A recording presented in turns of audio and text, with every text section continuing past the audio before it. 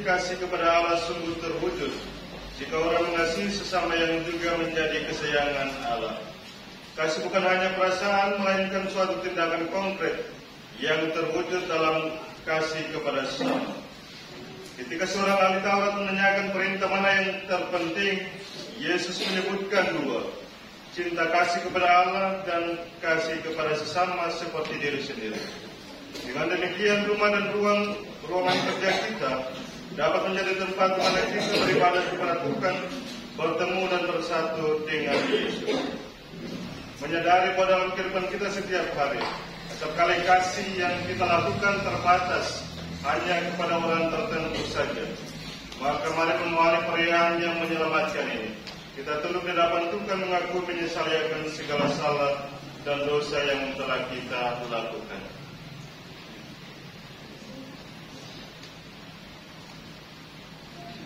Kita nyatakan sesuatu bagi kita dengan bersama-sama berdoa-doa. Saya mengaku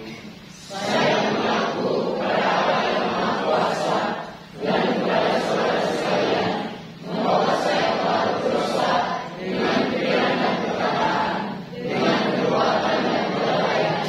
Saya berdosa, saya sungguh berdosa. Oleh sebab itu saya mohon kepada Sang Bapa Maha Mulia, kepada para malaikat dan Tuhan Kudus, dan kepada saudara sekalian, supaya mendoakan saya kepada Allah Tuhan kita. Semoga Allah yang Maha Kuasa mengasihani kita, mengampuni dosa kita, dan mengantar kita semua ke hidup yang kekal. Amin. Ada bakti 179. Oh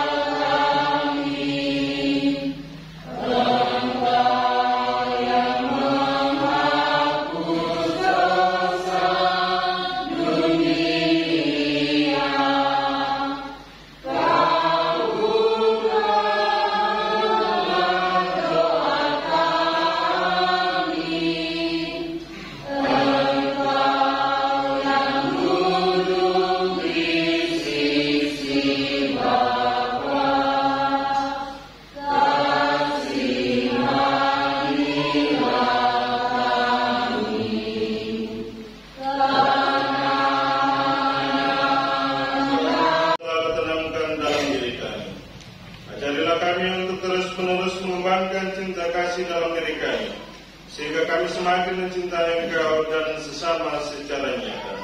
Dengan penerangan Tuhan kami Yesus Kristus Putra, yang hidup dan berkuasa bersama Dikau dalam persatuan Roh Kudus, Allah sepanjang segala masa. Amin.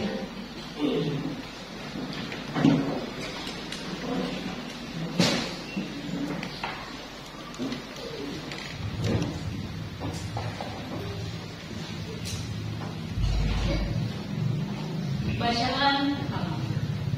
Bacaan dari kitab Ulangan.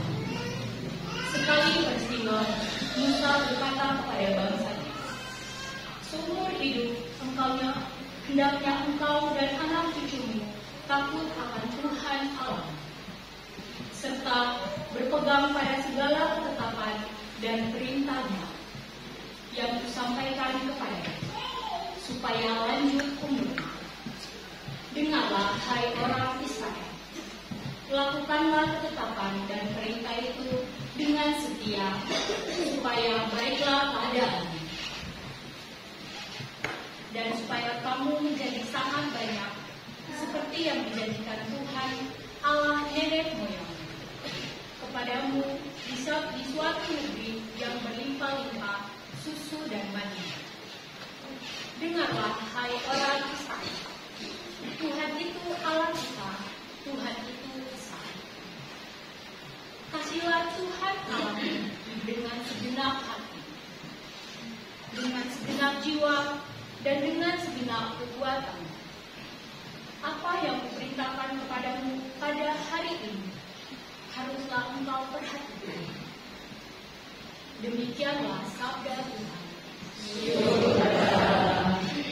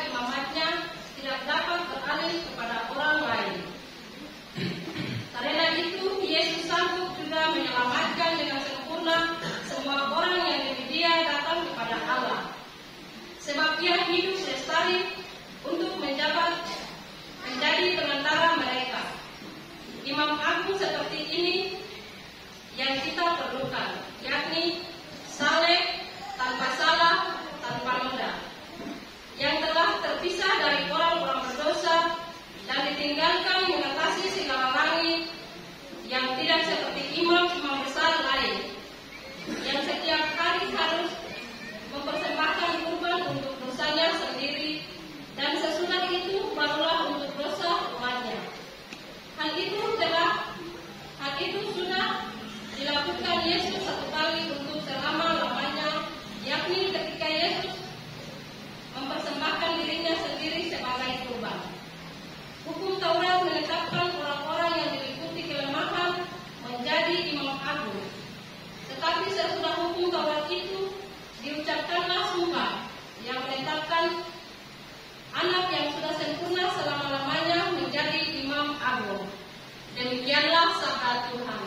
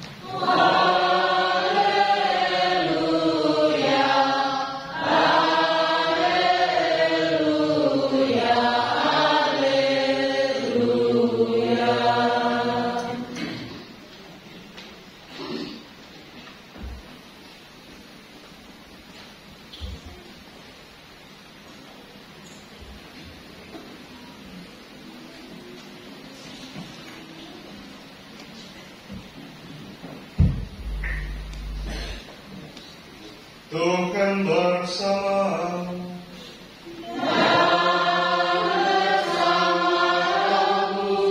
Inilah Injil suci menurut Markus.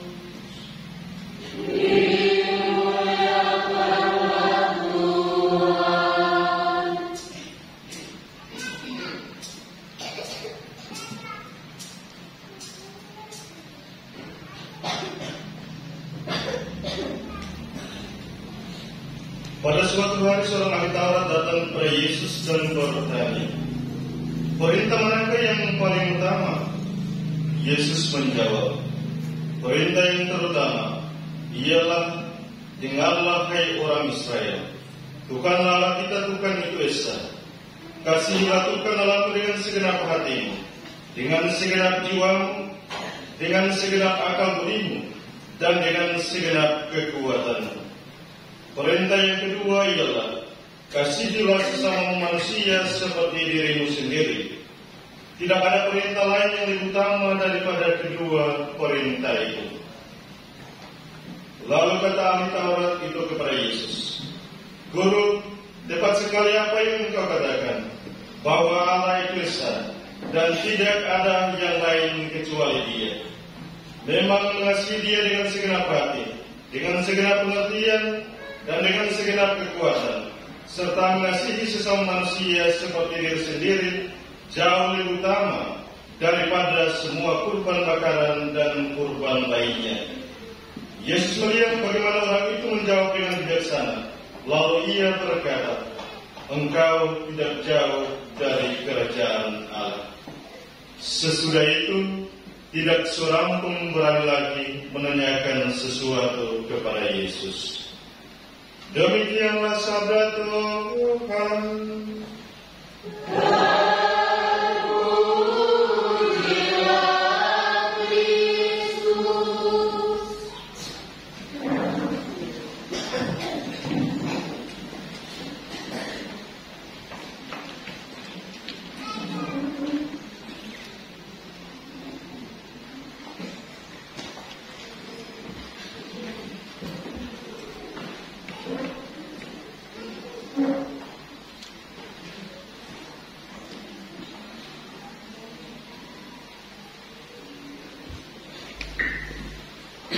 Selamat pagi untuk kita sekalian. Shalom.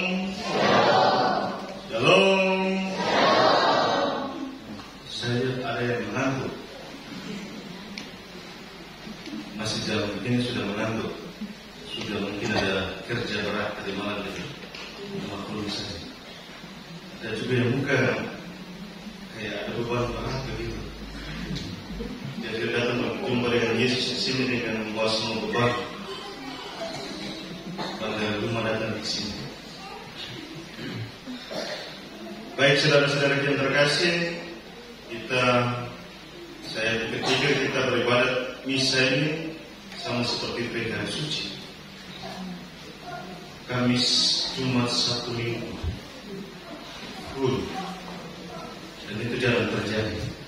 Karena itu kita bersyukur bahwa kita merayakan Ekaristi terus di stasi lain tidak. Baik, Bapak Ibu saudara-saudara yang terkasih, setelah mendengar bacaan-bacaan hari ini, sekurang-kurangnya ada dua hal penting yang dilengkapkan di sana. Dua hal saja cukup, karena saya tidak tahu khotbah pertama dari hari Kamis itu masih diingat sampai sekarang atau tidak. Kalau banyak lagi maka pulang dari sini lupa. Apalagi yang mau tes, CPNS, semua tak hilang saja. Sekurang-kurangnya ada dua hal yang diungkapkan melalui bacaan-bacaan yang telah kita dengarkan bersama pada saat ini. Yang pertama, mendengarkan. Dalam bacaan pertama dan dalam bacaan Injil, kita mendengar kata dengarlah Israel.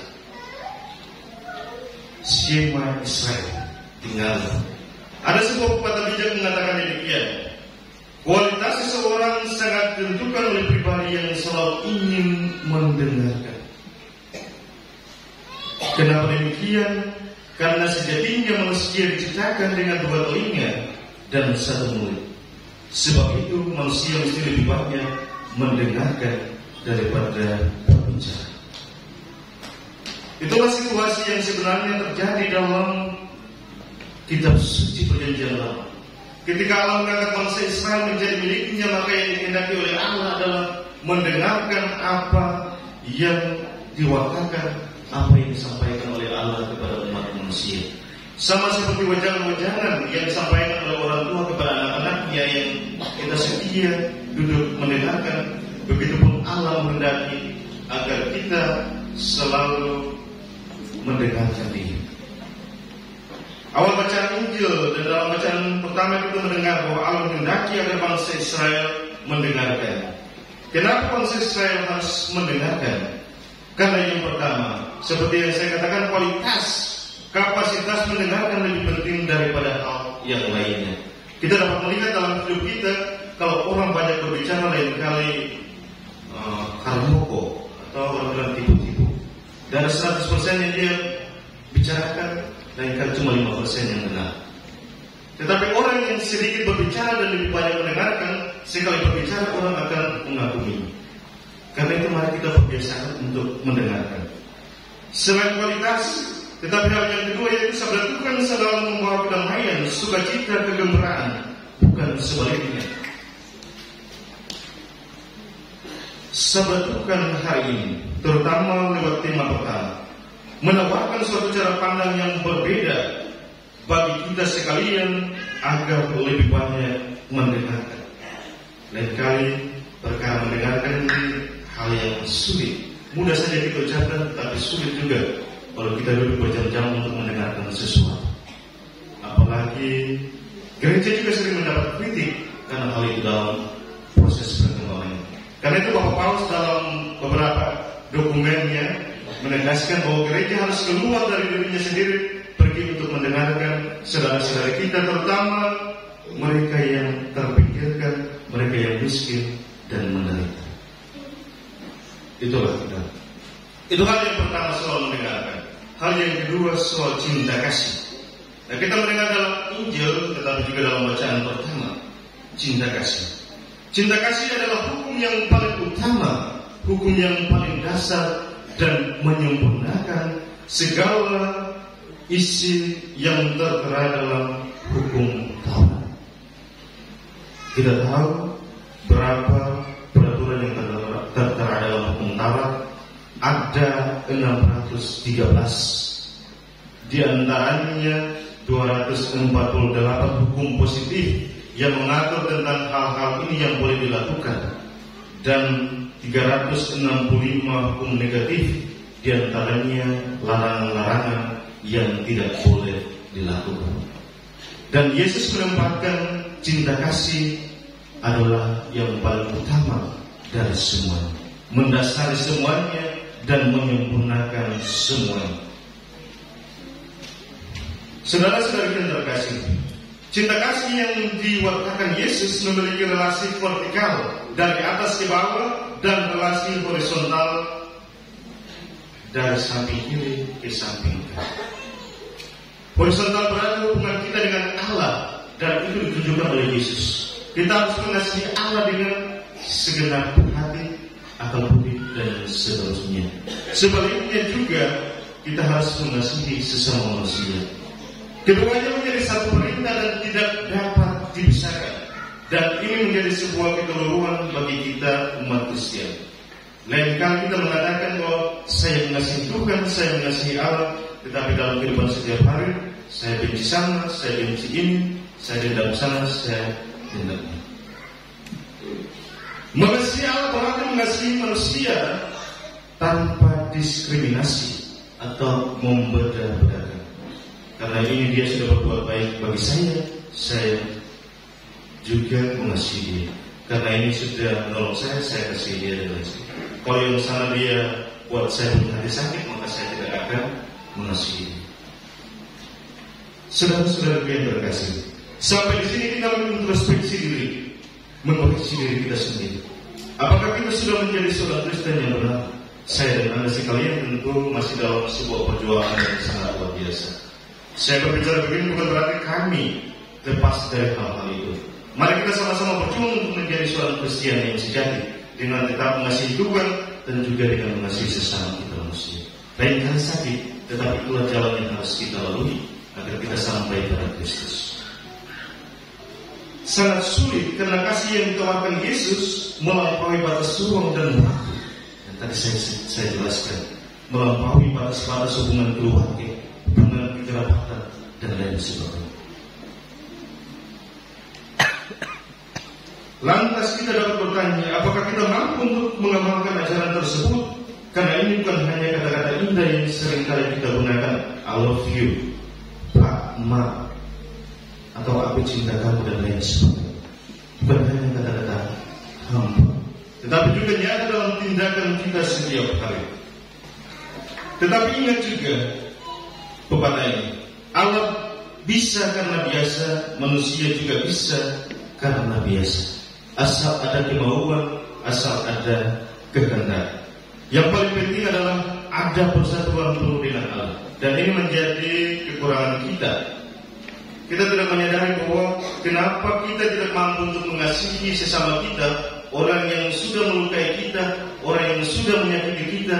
Karena ini, karena kita tidak bersatu dengan Allah, kita tidak bersatu dengan Tuhan. Tuhan waktu di atas salib sudah disiksa dan lain sebagainya, tetapi dia berdoa, Bapa, ampunilah mereka sebab mereka tidak tahu apa yang mereka berbuat. Dan hanya dalam persekutuan dengan Bapa kita mampu untuk mengasihi musuh kita, kita mampu untuk mengasihi mereka yang sudah berbuat jahat, berbuat tidak baik terhadap. Karena itu kuncinya. Nah, berbicara tentang cinta kasih, ada dua unsur penting di dalamnya, yakni kualitas kasih atau kapasitas dan juga sesama. Mari kita lihat. Yang pertama, kualitas kasih. Yang tadi dikatakan dalam bacaan pertama, Yesus bahwa kasih itu harus memiliki 4 unsur, yakni mengasihi dengan segenap hati, jiwa, akal budi, dan kekuatan. Itu berarti pemberian diri secara total. Kalau kita mengasihi istri kita, berarti kita harus mengasihi dengan total. Begitupun sebaliknya, anak-anak pun demikian. Karena itu mengapa kita mengerti bahwa dalam gereja Katolik sangat menolak apa yang disebut dengan poligami atau poligami. Karena gereja mau mengajak agar kita menghargai martabat pasangan kita. Kalau kita poligami, maka itu akan menjadi berat bagi kita. 50 ke sana, 50 ke sini, dan lain sebagainya. Karena itu monogami itu dipegang teguh dalam gereja Katolik. Mengasihi dengan total berarti tidak setengah-setengah. Nanti kalau gajian baru, mama bilang I love you Pak, gaji sudah masuk. Atau I love you Pak, katong pergi di mall, dan lain sebagainya. Cinta tidak setengah-setengah, kasih tidak sementara, bersifat abadi dan total. Itulah kualitas kasih. Terus yang kedua, sasaran dari kasih itu sendiri. Sasaran dari kasih itu adalah sesama manusia. Dan saya jelaskan. Jadi Yesus menegaskan kasihlah Tuhan Allahmu, tetapi juga kasih dari sesamamu menjadi bukti, menjadi contoh konkret bahwa Allah selalu hadir dalam pribadi-pribadi, sehingga itu menjadi sebuah undangan bagi kita untuk selalu mengasihi sesama kita manusia. Karena itu, kita diingatkan kembali bahwa dalam hidup rohani kurban atau berdoa saja sama sekali tidak cukup. Kurban dan doa yang benar harus sampai pada cinta kasih. Cinta kasih adalah puncak setiap kurban dan doa kita kepada Tuhan. Sedangkan doa dan kurban adalah kekuatan bagi kita untuk bisa mengasihi dengan sungguh-sungguh. Semakin kita mengasihi, semakin doa kita berbuah dan berguna. Marilah kita terus berjuang mengasihi Allah dan sesama kita. Ada yang muka berat karena bacaan hari ini, karena pemilihan hari ini kita harus kasihi musuh kita, padahal dia sudah berbuat sakit hati kepada kita. Sudah muka asam, muka berat, urusan kalian. Yang penting bahwa Tuhan hari ini mengatakan untuk kita selalu saling mencintai, saling mengasihi. Rahmat Allah menolong kita sekalian. Kita bangkit berdiri, kita bagi kita masing-masing di sini. Semoga Bapa mendampingi kita masing-masing di sini agar teladan dan kekuatan Yesus Putranya selalu mendorong kita dalam hidup dan karya kita. Marilah kita memohon. Dan yang sejenak kesampaikan untuk berbalik keluarga kita masing-masing.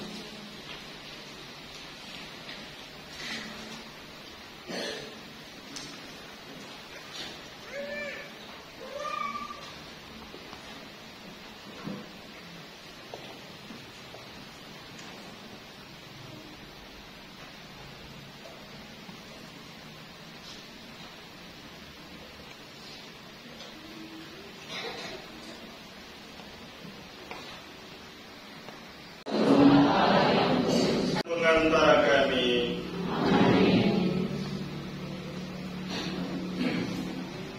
Tuhan bersamamu.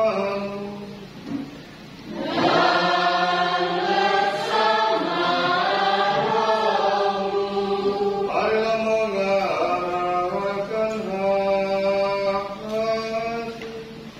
kepada Tuhan.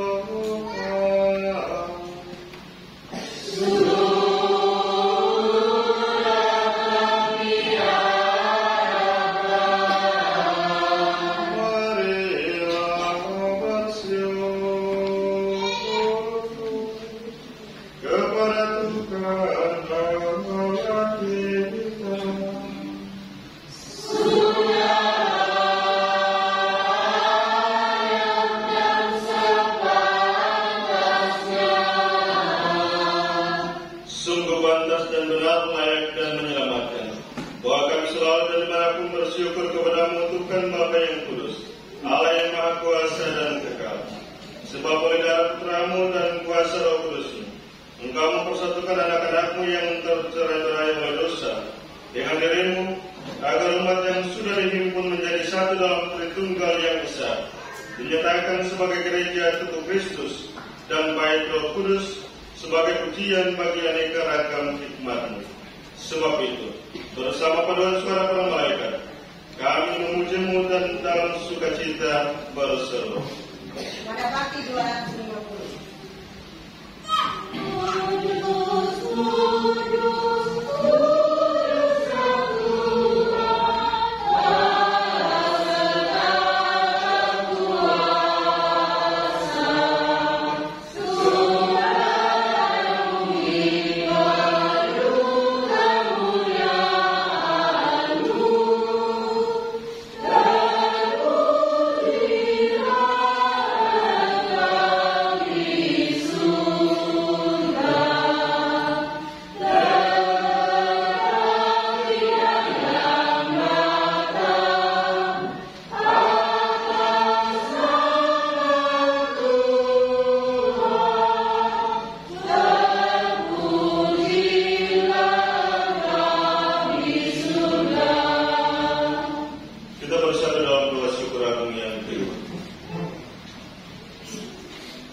Sungguh kuduslah Engkau Tuhan, sumber segala kekudusan. Maka kami mohon, kuduskanlah persembahan dengan pencurahan Roh, agar bagi kami menjadi tubuh dan darah Tuhan kami Yesus Kristus. Ketika Dia diserahkan untuk menanggung sengsara dengan rela, Dia mengambil roti dan sambil mengucap syukur, Dia memecah-mecahkan, lalu memberikannya kepada murid-muridnya seraya berkata, "Terimalah dan makanlah kamu semua. Inilah tubuhku yang diserahkan bagimu."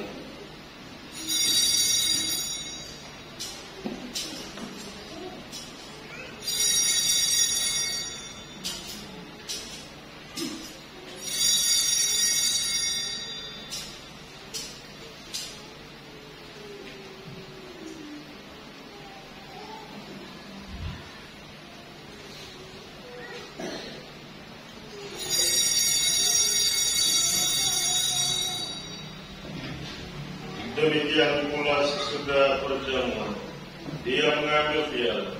Sekali lagi Dia mengucap syukur kepada Allah, memberikannya kepada murid-muridnya seraya berkata, "Terimalah dan minumlah kamu semua. Inilah piala darahku, darah perjanjian baru dan kekal, yang ditumpahkan bagimu dan bagi semua orang demi pengampunan dosa. Lakukanlah ini sebagai kenangan akan aku."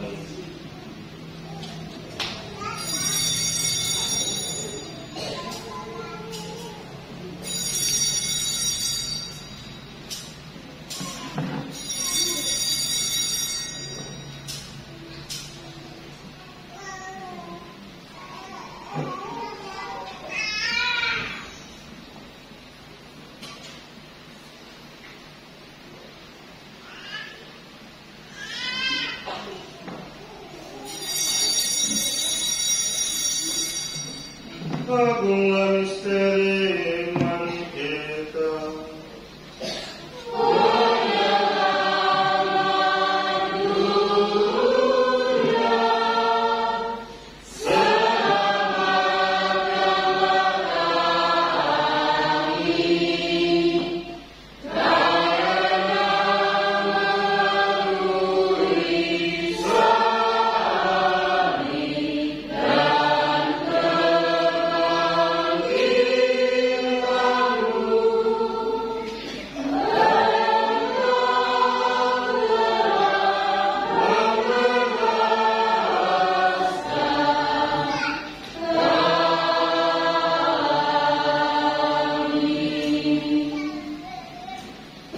Sambil mengenangkan wafat dan kebangkitan Kristus, kami mempersembahkan kepada Bapa roti kehidupan dan piala keselamatan. Kami bersyukur sebab kami Engkau anggap layak menghadap Engkau dan berbakti kepada-Mu. Dan kami mohon semoga kami yang menerima tubuh dan darah Kristus dihimpun menjadi satu umat oleh Roh Kudus. Ingatlah Tuhan akan gereja-Mu yang tersebar di seluruh bumi, agar Engkau menyempurnakannya dalam cinta kasih, dalam persatuan dengan kuasa kami Fransiskus dan kami Senamutra serta semua rohaniwan. Ingatlah juga kan saudara-saudara kami yang telah meninggal yang harapan akan bangkit, khususnya yang kami doakan pada kesempatan ini.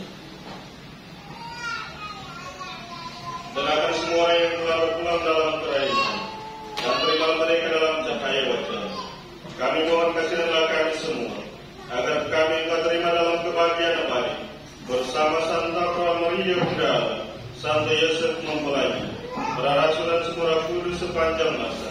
yang hidupnya berkenan padamu. Semoga kami pun engkau perkenankan, turut serta memuji dan memuliakan Dikau dengan pengantaran Yesus Kristus Putra-Mu.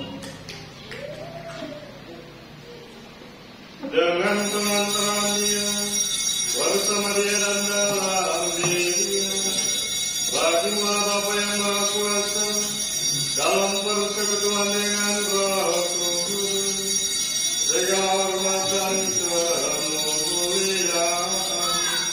sepanjang segala masa.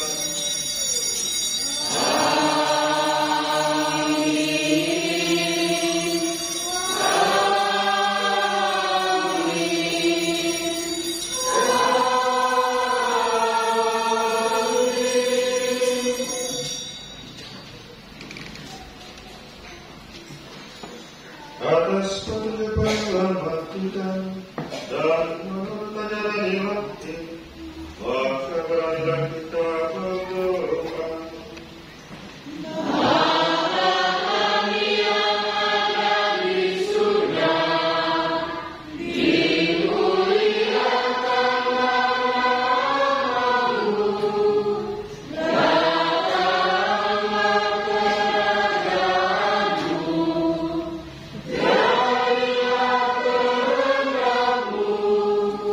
Yeah.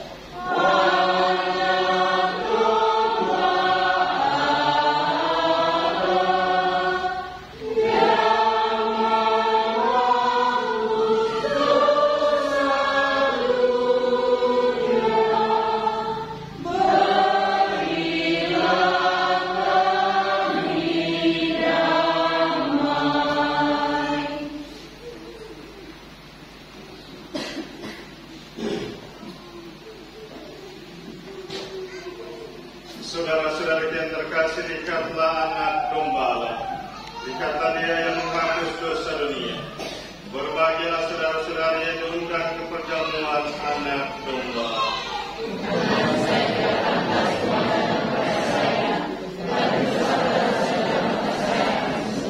Tubuh dan darah Kristus.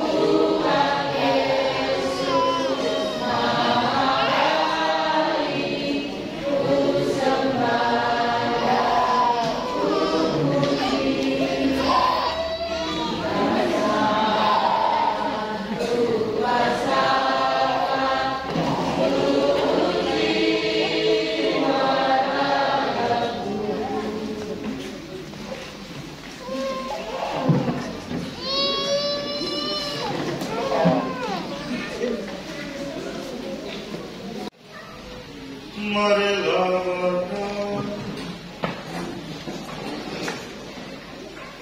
Allah Bapa yang Maha Pengasih, kami bersyukur atas sakramen cinta kasih-Mu yang telah kami terima ini. Ajarilah kami untuk selalu saling menaruh cinta kasih satu sama lain, dan antarlah kami untuk memasuki kerajaan, yaitu kerajaan damai sejahtera yang abadi, dengan pengantaran Kristus Tuhan kami. Silakan dulu kita dengarkan wawancara.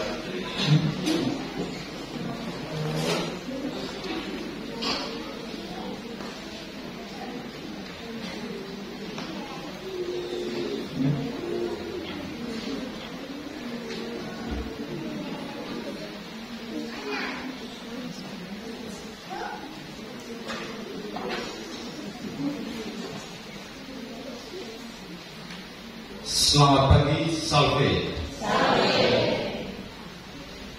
Minggu 3 November 2024, hari Minggu biasa ke-31.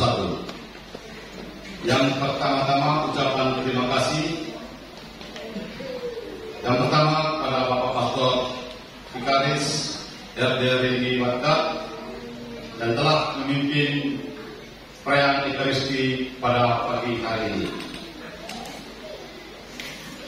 Yang berikut ucapan terima kasih kepada para petugas liturgi, Kor dari Sisilia Kaibatu, Lektor Lektris, Pemasmur dan Daumat dari Rukun MDF, serta adik-adik Misdinar yang sudah bertugas pada pagi hari ini. Ucapan terima kasih juga kepada seluruh Bapak Ibu umat dan adik-adik sekalian yang sudah hadir pada perayaan Ekaristi di pagi hari ini. Yang berikut jadwal liturgi. Hari Minggu tanggal 10 November 2024, hari Minggu biasa ke-32. Pemimpin Bapak Pastor Vikaris RD Rendy Watka, Kor adik-adik sekami, Lektor Lektris dari KIK, itu Masmur dan Domat dari KIK, Misdinar diatur oleh pembina BPA, Dewan Bertugas Kelompok 2. Agar diperhatikan bagi kelompok-kelompok yang sudah dipercayakan untuk bertugas pada minggu depan, untuk Kor mohon dilihat kembali soal kebersihan, karena pada malam minggu itu sudah harus dibersihkan dalam gereja dan juga halaman gereja. Itu adalah tugas dari yang akan membawa Kor di minggu berikutnya. Lalu untuk waktu mohon diperhatikan bagi kita semua yang bertugas agar 15 menit sebelum perayaan Ekaristi dimulai, mohon kehadirannya diperhatikan. Yang berikut laporan keuangan saldo per 25 Oktober 2024 sebesar 9.378.200.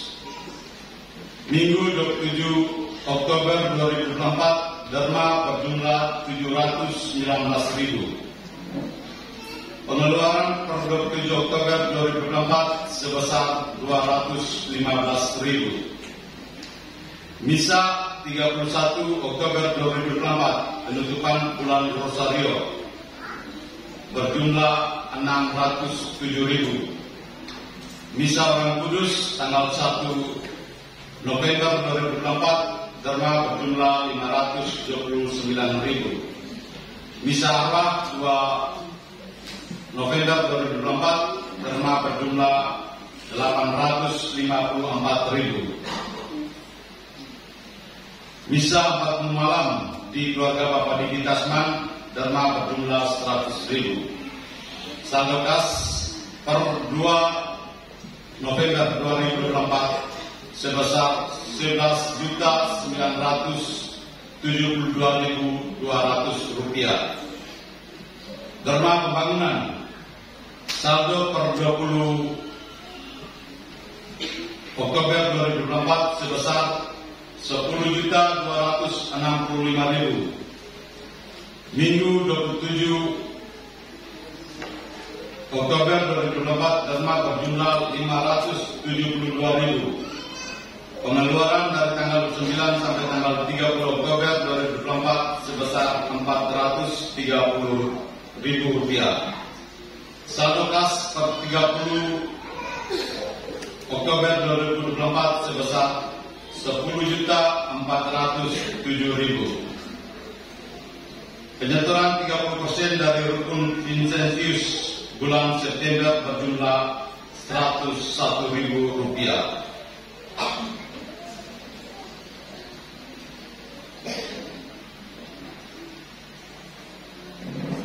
Himbauan dan informasi untuk para papirus rukun agar memperhatikan setoran kisra pastor dan 30% dari rukun.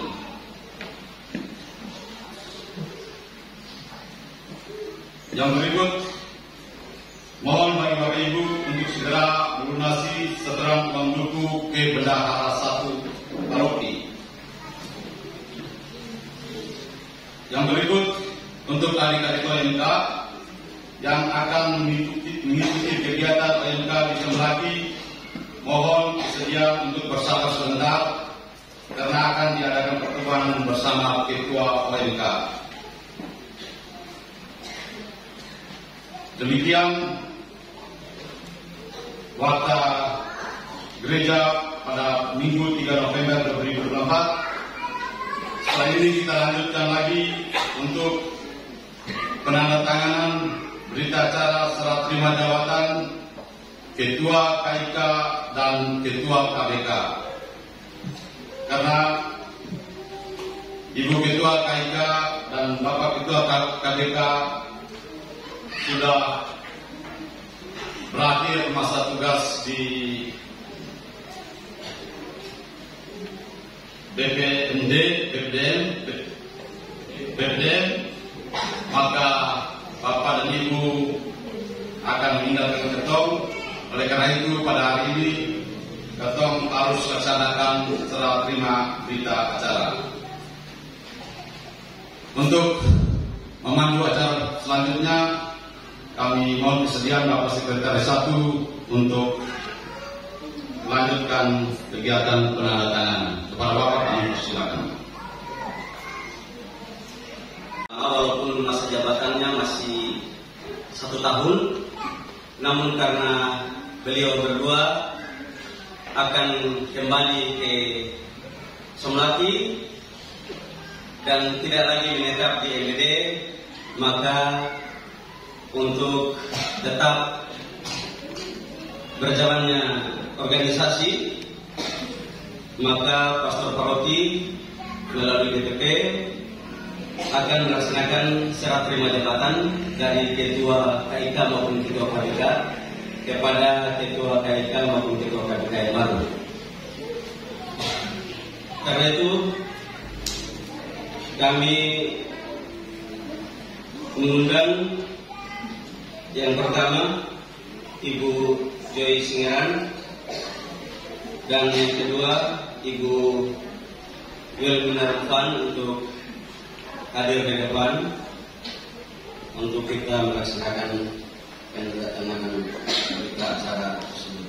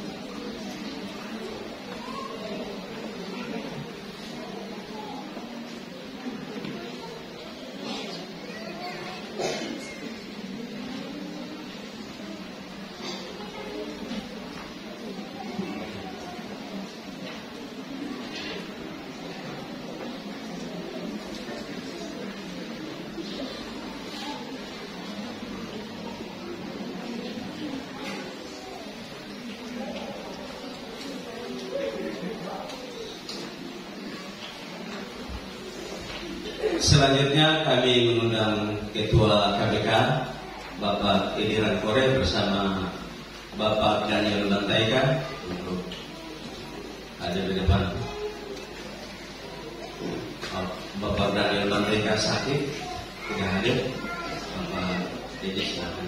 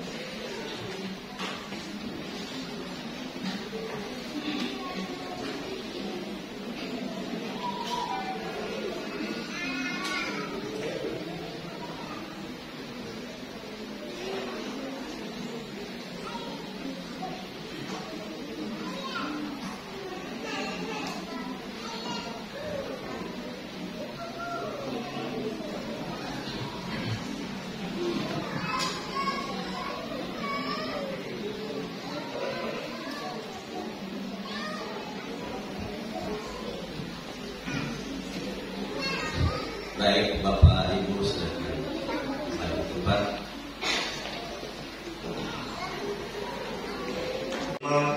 Bersama dengan warga mendampingi mereka menghadiri kegiatan di Ambuk di Soblati. Tapi saya tidak tahu kapan balik. Karena kegiatan 3 hari minggu depan itu tidak bisa betul. Tapi nanti diinformasikan kembali. Terus dari saya, mari kita bangkit berdiri, kita kiri dengan keluarga.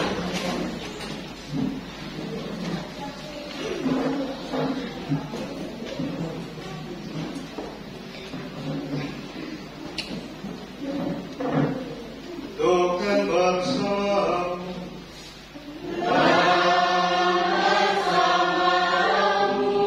Saudara-saudara yang terkasih, selalu dibimbing, dilindungi dan diberkati oleh berkat Allah yang Maha Kuasa,